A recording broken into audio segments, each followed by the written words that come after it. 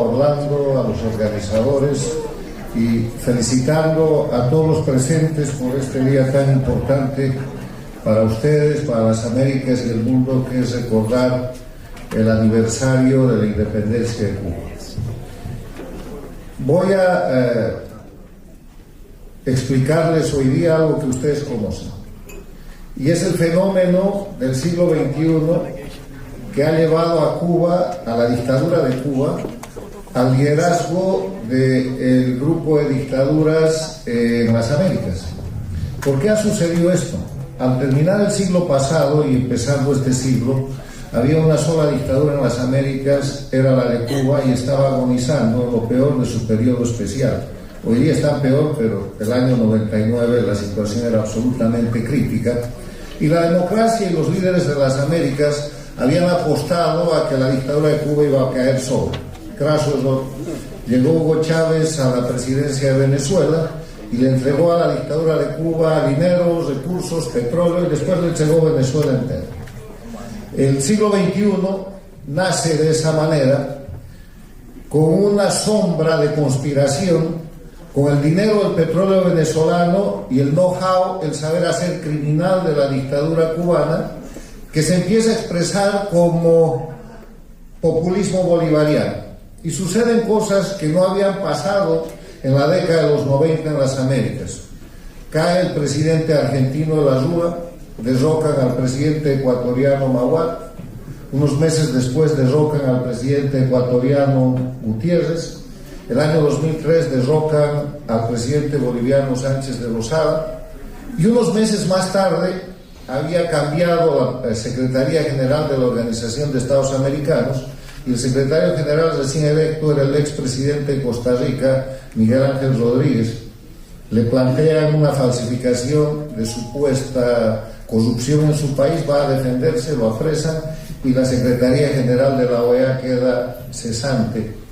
Y se plantea ahí el primer desafío a los Estados Unidos, porque en las elecciones sucesivas lo que acontece es que el liderazgo de Chávez en ese momento le empata en la votación a los candidatos de Estados Unidos a la Secretaría General de la OEA. Y eso termina en Santiago de Chile, donde Chávez convence a Condoleezza Rice de que Insulza iba a ser un secretario general equilibrado, y toma este movimiento la Organización de Estados Americanos más por 10 años. Ahí nace la expresión de lo que es el movimiento bolivariano, el movimiento ALBA, que después se transforma en el socialismo del siglo XXI y que hoy se denomina castrochavismo. Yo he escrito libros y muchos documentos y defino el castrochavismo como la organización de crimen organizado transnacional que, liderada o bajo la jefatura de la dictadura de Cuba, detenta el poder y ha expandido su sistema a las dictaduras de Venezuela, Bolivia, Nicaragua. Estuvo en el Ecuador, pero el Ecuador fue rescatado por Lenín Moreno y no es más una dictadura, y que opera con la denominación de socialismo del siglo XXI para encubrir las actividades criminales que realiza. Eso es el castrochavismo.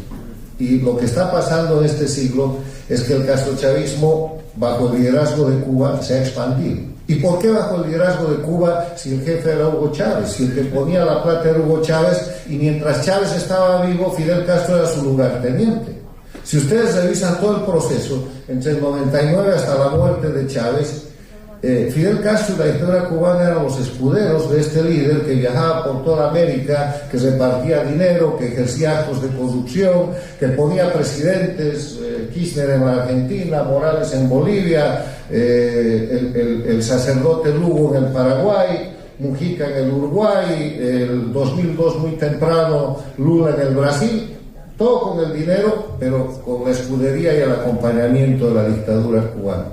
Ahí sucede un hecho histórico que está ya estudiado y que determina que la muerte más favorable a la dictadura cubana fue la de Hugo Chávez, y que obviamente señala que la dictadura cubana lo mató, porque el rato que Hugo Chávez muere, y el gran documentalista de esto es el candidato que precisamente disputó con Chávez la presidencia de la República en la elección de 1998-99, que es el exgobernador venezolano que ha escrito y ha documentado la situación. En esto, lo mejor que le pudo pasar a Cuba es que no era Chávez, porque muerto Chávez se disputa en Venezuela la sucesión, y la disputan el castrismo venezolano con el chavismo venezolano, y obviamente gana el castrismo de la mano de Nicolás Maduro y pierde el chavismo venezolano, que es la representación del sometimiento de Venezuela como colonia principal a la dictadura cubana.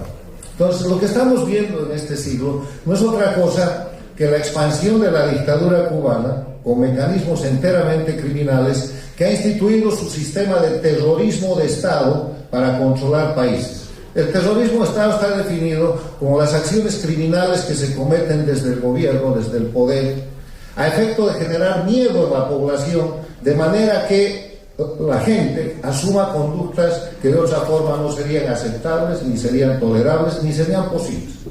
Entonces, con ese terrorismo de Estado que supone presos políticos, exilio político, tortura, extorsiones, todo tipo de crímenes que empiezan o terminan en el narcotráfico, que pasan por la trata de esclavos, por la trata de personas, por la extorsión y por todos los crímenes que ustedes puedan imaginar, que además se cometen a diario desde el poder que detentan ilegítimamente estos gobiernos, controlan Venezuela como su plataforma principal y Bolivia y Nicaragua como satélites dictatoriales. Pero además la dictadura cubana ha hecho algo adicional, y ahí viene un concepto que ha acuñado y que se llama los gobiernos paradictatoriales. ¿Qué es un gobierno paradictatorial? Un gobierno paradictatorial lo defino como aquel gobierno elegido y establecido en un país democrático, pero que por la influencia, financiamiento o cualquier tipo de control que ejerce el castrochavismo o el socialismo del siglo XXI, apenas toman el poder, se pone al servicio para sostener a la dictadura de Cuba y a las dictaduras castrochavistas y para habilitarlas en el escenario internacional y con apoyos económicos desde su país y a costa de los intereses de su pueblo. Por orden delegada, los gobiernos paradictatoriales son México con López Obrador. Le compra piedras a Cuba, recibe médicos cubanos innecesariamente con el alto nivel de medicina de México, obviamente superior al de Cuba, recibe con alfombra roja al narcodictador de Venezuela en vez de tomarlo preso en cumplimiento de la Convención de Palermo, del Tratado de Libre Comercio con Estados Unidos y Canadá, condecora al dictador cubano. ¿Qué más podemos decir de López Obrador? El segundo gobierno paradictatorial es la Argentina con Fernández Kirchner, que ya se va a fin de año porque las elecciones son en octubre de este año en Argentina, pero que han hecho un daño extraordinario a la región, sirviendo como plataforma de expansión de la dictadura y de desestabilización del entorno. Son quienes, con la Operación México-Cuba, han repuesto la dictadura en Bolivia, haciendo retornar a Evo Morales y liquidando la posibilidad de recuperación democrática. Tenemos gobierno paradictatorial que acaba de caer, Castillo en el Perú, gobierno paradictatorial de Boric en Chile, aunque con un ojo guiñe y censure la dictadura de Nicaragua, reconoce el gobierno de Venezuela, respalda a Cuba y es un adorador de todo el grupo de criminales que forma el cuadro de honor de la dictadura castrista. El otro es Petro en Colombia, que ya está causando problemas a ese gran país. Y el último en llegar, que en verdad es retornar, es Lula en el Brasil, que ya gobernó 2 periodos y que es el fundador del Foro de Sao Paulo, que fue el mecanismo que le permitió a Cuba sobrevivir entre el año 90 y el 99 hasta que llegó Chávez.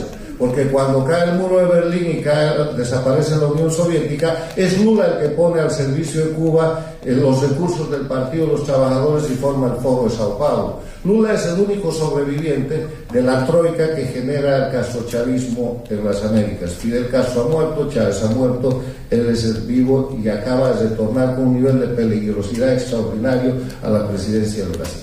Bueno, este es el resumen del reconocimiento topográfico de las Américas, que configura una cuestión. El eje de confrontación en las Américas en el siglo XXI no es político, no es ideológico, es un eje de confrontación entre el crimen organizado transnacional que está liderado por Cuba contra la libertad y la democracia que está en el resto de los países, que gracias a Dios son todavía la mayoría. Y la buena noticia, para terminar, es que en este escenario la observación de la realidad objetiva demuestra que las dictaduras están cayendo y que el tiempo que están jugando es un tiempo de permanencia muy limitada por las siguientes razones.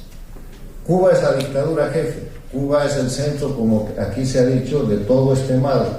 El día que la dictadura cubana cese, habrá recuperado no solamente Cuba, sino las Américas, la libertad y la democracia y la posibilidad de desenvolverse con normalidad. Y en ese escenario, la dictadura de Cuba es la que ofrece la mayor crisis de todas las dictaduras. Es una crisis total. Cuba no tiene pueblo. El que no quiere salir está contra la dictadura cubana. ¿Cuánto creen ustedes que es el apoyo popular de la dictadura cubana hoy día? ¿Llegará al 5%? Seguramente entre los agentes, los matones y la gente que forma parte del grupo criminal, sí, el porcentaje es bastante menor. Cuba no tiene pueblo, no tiene respaldo popular, la dictadura cubana. Lo segundo que no tiene es economía. Están viviendo una crisis total donde el Programa Mundial de Alimentos de las Naciones Unidas acaba de informar que los cubanos en la isla solo pueden consumir el 36% de la proteína que necesitan y menos del 50% de los carbohidratos. Los están matando de hambre. Lo tercero que no tiene es narrativa. Se ha terminado la narrativa, el cuento por el que durante décadas la dictadura cubana convencía a los jóvenes, a los líderes y al público en el mundo de que había una revolución. ¿Quién cree hoy día el cuento de la revolución cubana? Es crimen organizado puro y duro. Y finalmente hay un grupo permanente, esto es lo más importante, de luchadores cubanos con alta solidaridad internacional dentro y fuera de Cuba que están mostrándole al mundo la verdad. No hay manera de que resistan. No tiene opción la dictadura cubana, se está cayendo, y así se está cayendo la dictadura venezolana, que tiene una crisis humanitaria con las mismas características. Así se está cayendo la dictadura boliviana y la dictadura nicaragüense. Afirmo, y el tiempo muy breve, en los próximos años lo demostrará, que estos sistemas dictatoriales van a caer más rápidamente si es que los gobiernos democráticos y los líderes democráticos de la región y del mundo cumplen sus obligaciones. No se necesita violencia para que caigan las dictaduras. No se necesita una confrontación armada para que caiga la dictadura cubana.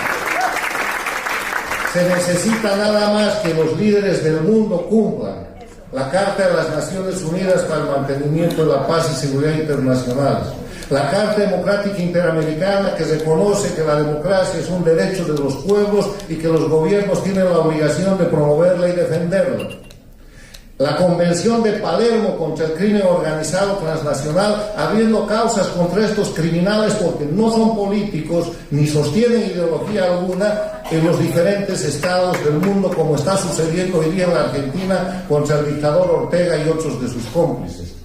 La apertura de causas en base a lo que es el Estatuto de Roma por crímenes de lesa humanidad, como está sucediendo contra el dictador venezolano, muy lentamente, pero tiene que suceder contra el dictador cubano y contra los dictadores de Bolivia y el dictador nicaragüense. Si los líderes del mundo cumplen sus obligaciones, nada más, y establecen lo que denomino sanciones inhabilitantes, no sanciones de mentira, no sanciones que con una mano dices no te voy a permitir comprar productos sino al contado, y con la otra reabres los viajes o los vuelos o el comercio con las dictaduras, o estableces o permitas que se establezcan mesas como la de México o convocatorias como la de Colombia para lavarle la cara a la dictadura venezolana. Sanciones efectivas, sanciones inhabilitantes, son el tipo de sanciones que hoy día el mundo democrático le está imponiendo a Rusia. Liquídenle el comercio, terminen con el SWIFT, suspendan la relación comercial y las dictaduras se caen en semanas. O sea que hay razón, hay esperanza y hay un objetivo de muy corto plazo, que es la libertad de Cuba, para que tengamos libertad en las Américas. Muchas gracias.